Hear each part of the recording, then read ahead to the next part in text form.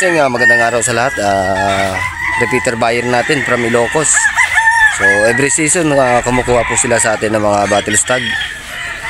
Nung nakaraan kumuha sila sa atin ng 50, 60. Every season po kumukuha po sila. So sa ngayon yung nakuha nila 64 heads na mga battle stag, mga bossing. Mga bossing yung kanina nakuha na unpacking na namin. So hindi na natin nakunan yung video, yung pagpipili nila,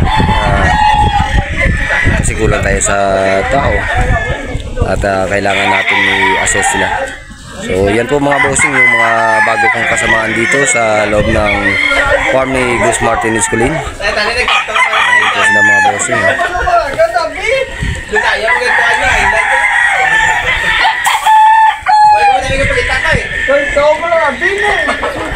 So kung nagtataka kayo mga bossing, yung pananalita namin hindi Tagalog, Ilonggo. Kasi kalimitan sa amin, ako from Bacolod ako. Yung mga kasama ko dito from Rojas na naman mga bossing.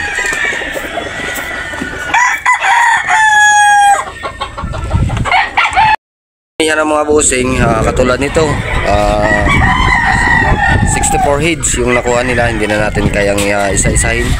So dito namin nilalagay yung mga box. Ito mga bossing, yung UTV na kinakarga namin ng mga manok.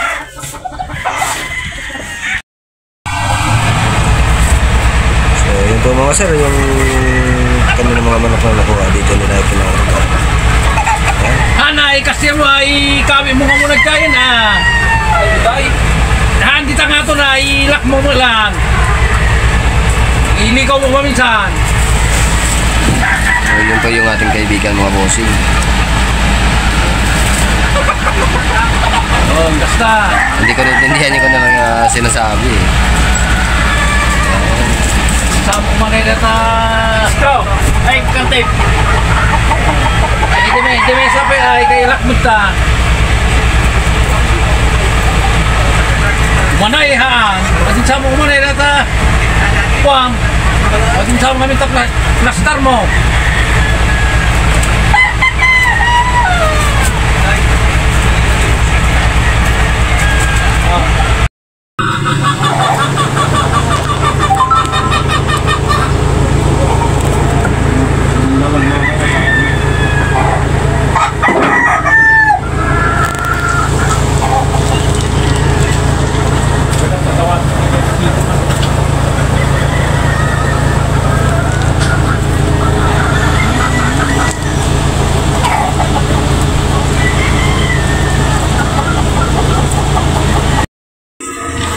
Yan, puno-puno yung sa ating sasakyan mga bossing. Going to Ilocos.